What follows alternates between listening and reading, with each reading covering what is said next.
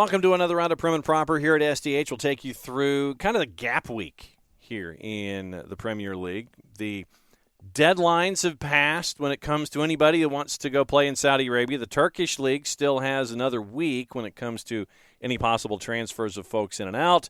We'll get into some of the highlights of folks who were sought after, highly sought after, and flat out just sought after in the Saudi Pro League. We'll go over those highlights, who went, who stayed, who still might be in pursuit when it comes to the January window. We'll get into that sound coming up in just a little bit. And we're going to end the show this week with Prem and Proper contributor, Manchester United, spleen venter, yeller, ranter, raver. It'll be Drew Dickinson coming up to give his early thoughts on what's going on in the Premier League after the first four matches, unless you're talking Burnley and Luton, who now have a date squared away for the makeup game after Kenilworth Road was still undergoing renovations, the $10 million renovation to make sure that it was still, that it would be Premier League ready by the time folks would come by. And so now that it is, we now have a date for Burnley and Luton, and they will be squared away in short order. So let's go back before we go forward and get you through all of the results from the last go-round in the Premier League. And believe it or not, we do have juice boxes for the next round of matches on the 16th. We'll get into those next week. But last week, or the last activity that was there going back to the first weekend of September, West Ham over Luton on Friday Night Football by the final of 2-1 in the first match ever at Kenilworth Road when it comes to the newly revamped Kenilworth Road and the Premier League at a minus 137. Six matches on your Saturday started off with Sheffield United and Everton in a 2-2 draw at a plus 236. Manchester United started out slowly and was 1-1 with Fulham, finished up 5-1 at a minus 556. Nottingham Forest, the big result of the weekend, knocking off Chelsea by the final of 1-0 at a plus 700 at Stamford Bridge. Spurs continuing their early season catches, if you can, on the pitch in the Premier League. 5-2 winners over Vincent Kompany's Burnley at a minus 101. Brentford and Bournemouth, a back-and-forth match, one of the matches of the weekend without question. 2-2 draw at a plus 300. Brighton over Newcastle at a plus 154. Requested reading for the week is an article in The Guardian that was written, and Lewis Dunk was interviewed about what it's like to learn under Roberto De Zerbi and what it's like to understand his principles. And De Zerbi feels that Lewis Dunk is now one of the top 5 center backs in the league. And you get to learn from Lewis Dunk about what it's like to learn under Roberto De Zerbi. That's over at The Telegraph. That is your requested reading of the week. At a plus 154, Brighton gets the 3-1 win over Newcastle. 3 matches on your Sunday. No Monday Night Football, obviously, because of international play. Liverpool shuts out Aston Villa by the final of 3-0 at a minus 161. Back-and-forth game, Crystal Palace over Wolves at a minus 111. Final there, 3-2. Arsenal over Manchester United by the final of 3-1 at a minus 128. So that sets up our standings after either 4 matches or 3. Once again, Burnley and Luton only played 3 matches. And we have the makeup date on that. At the top, Manchester City, perfect 4 for 4, 12 points. 10 points divided by goal difference. Spurs, Liverpool, West Ham, Arsenal. That's your top 5. Brighton's at 9 points. Crystal Palace is at 7 points. Early surprise. Right now they're at 7th place. Brentford is ahead of Forest, Villa, and Manchester United on goal difference. That's your 6-pointers at 8, 9, 10, and 11. Chelsea's 12 at 4 points ahead of Fulham, who's minus 6 in goal difference right now at 4 points. 3 points, Newcastle, Wolves. Bournemouth is at 2 points. Sheffield United ahead of Everton on goal difference at 1 point, having drawn their first and lost the next 3. Everton, Luton, and Burnley are your ones currently in the relegation zone after 4 matches. 1 point, minus 6 in goal difference. Luton and Burnley minus 7 and minus 8 in goal difference after the first 3 matches. Now, all of this sound courtesy of our friends at Sky Sports News. And we find out about who's staying and who's going and heading to the Saudi Pro League with all of the investment that they have made heading into this season. First up, Jadon Sancho not going. This just into us, Manchester United winger Jadon Sancho will not be making a late move tonight to Saudi Arabia. Sancho claimed he'd been a scapegoat for a long time in response to Erik ten Hag saying he was dropped for the Arsenal game because of poor performances in training. The 23-year-old didn't travel to North London for Sunday's Premier League match. It's understood that Sancho will work and talk with the United coaching staff during the international break, with all parties committed to getting him back to his best. Then obviously one of the big storylines was Mo Salah. Al Ittihad first said $100 million. Liverpool said nah. Al Ittihad said 150. Al Ittihad said nah. There was talk of 200 or 215 million pounds. If that happened, they still said nah. But the die has been cast. Alia Yakta est when it comes to Mo Salah. Mo Salah is staying, courtesy of our friends at Sky Sports News. It's looking like Salah will be staying at Anfield, which will become, as a relief to Liverpool fans, I think it's fair to say. Have the Saudis just left it too late, do you think, in this window?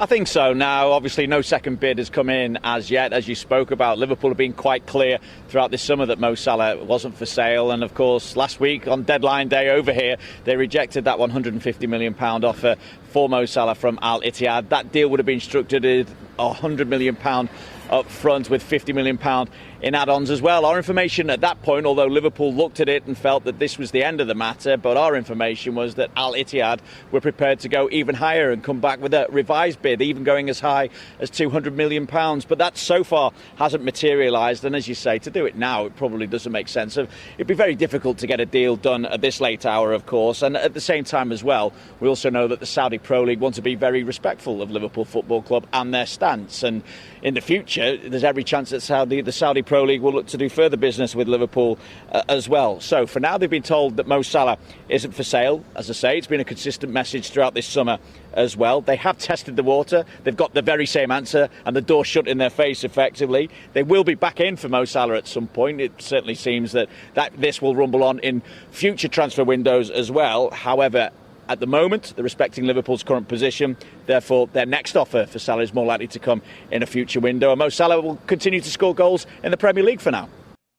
And even if Liverpool did turn down 100, 150, 200, or 215, you know they're coming after him in January too, and then after the season as well. So we'll keep an eye on how the Saudi Pro League continues to shift the dynamic of spending when it comes to professional leagues on this or any other planet. Someone who's going, Demarai Gray. He got the numbers that he was looking for. He's looking for the payday from the Saudi Pro League. Our friends at Sky Sports News broke the news. We've spoken about it already this morning. That is the final day of the Saudi transfer window. One move has been made, and Everton's Demarai Gray has joined Al Ettifaq on a permanent transfer for an undisclosed fee. Just to remind you a little bit of the backstory, that Gray has said it was very difficult to play for someone who didn't respect him as a person, referring to the manager Sean Dyche. Sean Dyche, in an interview with the club's in-house media over the last couple of days, responded by saying that Gray had refused to train and that he had very much dictated to the club. He thought he was getting a move. Well, he has got his move after 75 appearances and 12 goals for Everton. Demarai Gray is an Al Ettifaq player. Then early on in the week, now that it's been a couple of matches, 4 to be precise, and Manchester United have given up 7 goals in these 4 matches, that would mean that Andre Onana's goals against average is 1.75. How does he compare to David De Gea? Our friends at Sky Sports News did the math. Well, how does he compare to De Gea? Well, great points made by the guys there. There is quite a big difference already between De Gea and Onana when we compare De Gea's last 4 games at Manchester United last season and Onana's first 4. Admittedly, a very small sample size. De Gea well on top when it comes to the traditional attributes we judge a goalkeeper. Less goals conceded, more clean sheets and a better save percentage. Onana's save percentage may be a slight concern at this stage. He would perhaps feel he could have done slightly better for a couple of goals. Henry, you mentioned that the effort Ben Davies managed to creep in. Peter Schmeichel actually felt he should have saved Declan Rice's late goal at the Emirates. It would have been an incredible save if he was to pull that one off. But distribution was never a strong point for David De Gea, and his departure was in part down to how uneasy he was in possession, which put a cap on United's ability to build from the back. And Onana is up quite significantly when it comes to passes and passing accuracy. And now when you compare the touch map between the two in away matches at Arsenal, so De Gea last season and Onana on Sunday, already you are starting to see why Manchester United signed Onana. A willingness to position himself way off his line, a vision to spot the pass, spot a teammate in space, and then crucially the confidence and ability to execute the pass as well. And what was so interesting at the weekend, 42 passes Onana completed against Arsenal, the most by a Manchester United goalkeeper in the Premier League since Opta Records began. And then with all of the international window and all the international activity, the teams chasing after the Euro 2024 results, one of those who is up and running is Levi Colwill with his call-up with the England national team, with the Three Lions. And he was asked about what it's like with Mauricio Pochettino as his coach. Here's his answer. I've had conversations with him before about him, and yeah, he told me how much of a good guy he was. And obviously Adam's played under him and thinks he's a really good manager, and I took that on board with me when I was making my decision, of course, before I met him. And then when I finally did meet him, I realised everything he said was true. He's a great guy and a great manager. Could you just talk to us a bit more about what makes him a great guy and great manager? I think the big thing for me was the first day I came in, him just putting his arm around me and showing me that, he respects me as a person and also a player. And it allows me to work my hardest and want to play my best for him. I think that's a big difference, him showing that, the two sides where a majority of managers might just look at you as a footballer, which he doesn't. And yeah, that helps me play my best football. Just working on him in general, I know I'm going to improve.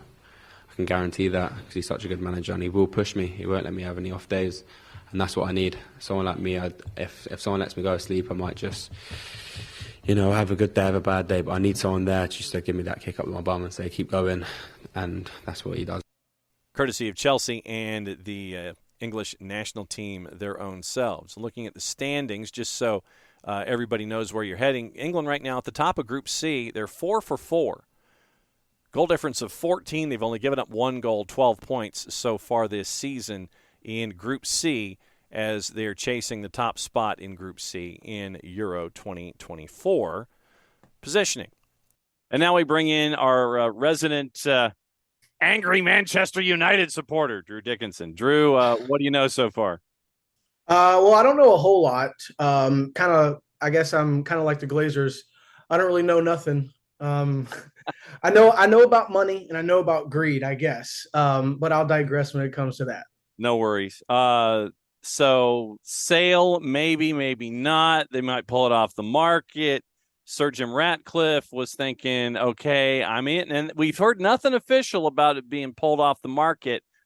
Where do you stand in all of this? I imagine you're part of the Glazers out, but what direction are you leaning here? I'm 100% Glazers out. But before we go any further, John, I'm just exhausted. The whole entire situation has exhausted me. But as far as, what side of the fence am I jumping on? I'm jumping on the Qatari bandwagon. I mean, I want the debt cleared. I want ambition. We see what Ratcliffe and co. were doing in France, and I don't think it's what's best for the club. And maybe I'm wrong. That's just my opinion. What do I know? But I want ambition. As far as I have read, seen, heard, the Qataris are all about, like I said, clearing the debt, making Old Trafford bigger, beautiful, and a place where people actually want to come again. Carrington, changing up the training grounds, making it pretty, making it better. I mean, you heard Ronaldo, 18 months ago? The same exact things were there when he was there in 2009. So that's just a sentiment of how things are in Manchester right now, on the red side, that is. Yes, and right now 11th in the table, 6 points in the first 4 matches. You've hit the column alternately. It's like the shooting gallery. You get hit, you go the other way. You get hit, you go the other way. You get hit, you go the other way. Right now, 11th in the table. After either 4 or 3 matches, depending on if we're discussing Burnley and Luton for the match at Kenilworth Road that still needs to be made up. Greatest hits so far after the first 4 matches. What have you seen? This is going to sound crazy and strange, but Rasmus Højlund, when he came in the game against Arsenal, I think it was a little bit over or under half an hour, John, I tell you what, just the flick to Garnacho, which was onside, and I digress. We don't have to talk about it any more than that. It just his physical presence. I mean, he's what we call a kid, but just to see the way that he was battling against Gabriel, who we both know no slouch. Gabriel's a beast, and Højlund was kind of having his way. It was just exciting to finally see a different number 9 than number 9, Anthony Martial, who's almost been at the club for a decade. And, as opposed to his first, 2 or 3 months of brilliance, you have to really help me out to find what it is that he's been able to accomplish at United. Manchester City on top. They've run the table so far. They've had a couple of scares and pokes in the chest, but by the time the match is over, they end up getting on top. They're on top with 12. You've got 4 with 10 right now. Spurs with Ange Postecoglou. Liverpool, who said no amount of money was going to change their mind about 150 million. Mm-hmm. Woo! And then they were like, okay, well, how about 2? And they were like, well, nope, not happening. So you're looking at Liverpool right now in 3rd, West Ham, surprisingly to some, in 4th, Arsenal in 5th. Right now, that's your top 5. What do you see? I see in about 2 months it being completely different. I'll be honest with you. I don't see Brighton going anywhere. I absolutely love everything about De Zerbi. Right there with you, brother. Everything about bringing in they had Lallana, but bringing in James Milner and also having Danny Welbeck as what are the elder statesmen, and Estupinian, João Felix. They're coming, and I don't really see them stopping. They may run into some tired legs. Yeah. They can't play 90 minutes every week. But I also, I'm going to sound like a homer, but give United a couple of weeks, or a couple of months. I'm sorry. I know that may be a little bit too long, but Champions League doesn't start anytime soon. You get everybody back healthy and playing the way that Ten Hag wants them to play. I still see United finishing in the top 4. I really, really do. It's interesting for me also with Ansu Fati making his way to Brighton, what that's going to look like. About that. And that's exciting. Talk about giving somebody a couple of weeks. Give him a few weeks to get inserted into that system. Well, John, when have we seen him play? I know. 1975, I think, was the last time we saw Ansu Fati play. There you go. So this is exciting. I'm excited about it. I can't believe I forgot that, because that's one thing I wanted to talk to you about, what your feelings were on Ansu Fati. And I love the SDH is pro De Zerbi, and we are also pro Pep when it comes to coaching. And I love the fact that Brighton dove into De Zerbi and they're letting him run. Got to catch up with him a little bit, at the -1s at the summer series, and asked about lessons and things like that. But just to see what De Zerbi is able to do and what Thomas Frank is doing at Brentford. Brentford right now without Ivan Toney in the first 4. Right now they're getting the stuff with Vissa and Mbumo. Right now they're number 8. That sounds about right for me all the way through the season, although they were 3 points away from finishing in 6th last year. I think that when Chelsea wants to spend another $11 billion, they're going to try and grab Ivan Toney in January. I think the price tag is 80. And so you're looking at possibly taking that money, turning it into a January purchase for another striker, or being economical about things. I like what I'm seeing with Brentford. Crystal Palace off to a decent start. I don't see that staying. No, I agree. Because you get to that point with Roy Hodgson and you're sitting there going, yeah, you're going to get a little pragmatic. And I mean that in the defensive sense. I don't mean that in the word. I'm looking at it more as the negative connotation than the positive connotation about being pragmatic, about using your brain versus withdrawing and what you're talking about. Steve Cooper and Nottingham Forest right now at number 9. I like that. And they've got to figure out what to do with Brennan Johnson. Oh, yeah. That was a big get. That was a big get for Tottenham and a big money grab for Nottingham Forest.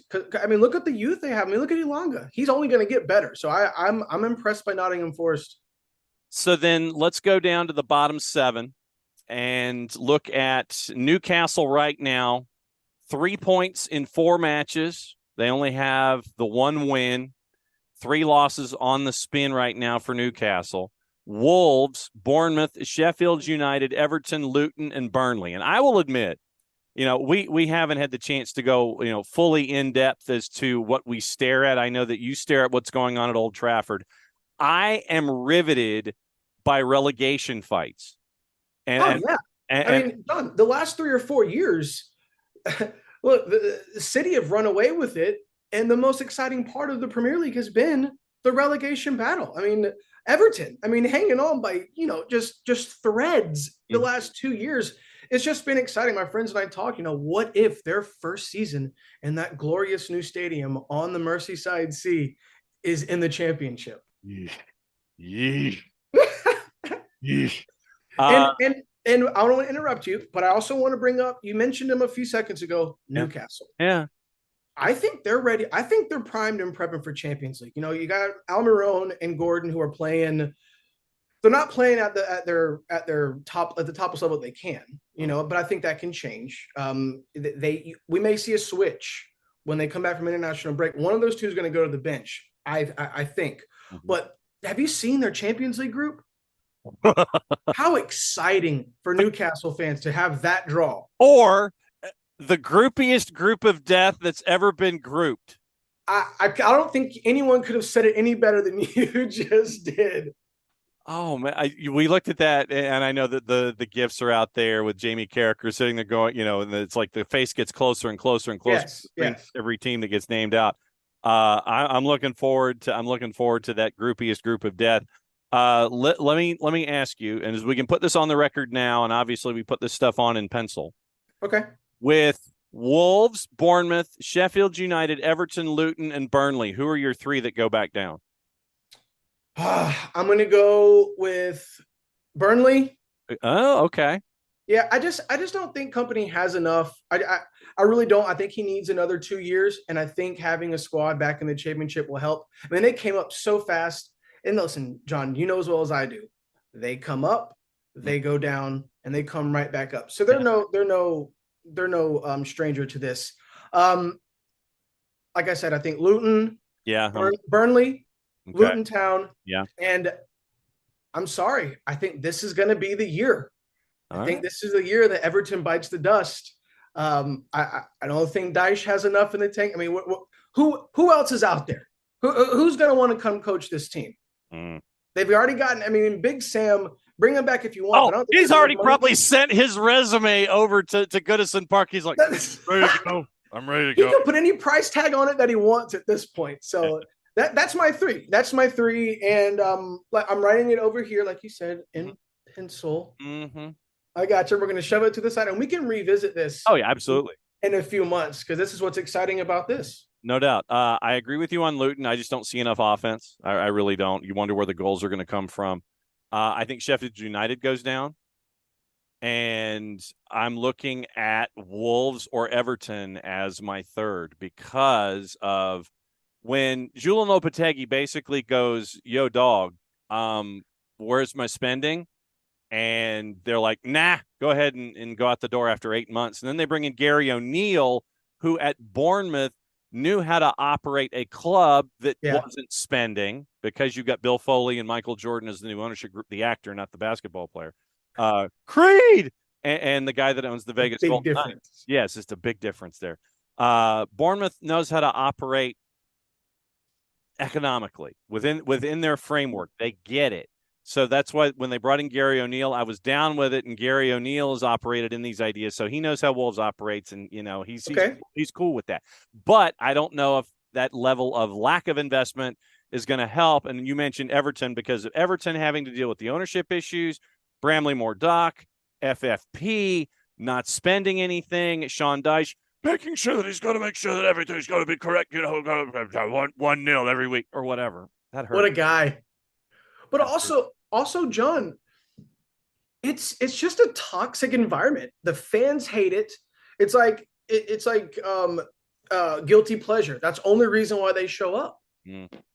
What else is there? They have to be waiting on that new stadium. But again, you spend £500 million on a new stadium, maybe more. That's just the number that I heard. Who's going to fill it? Who's going to want to come and watch? Especially if you're in the Championship, brother. Exactly. So, it's going to be interesting to see. And again, they've never been relegated before.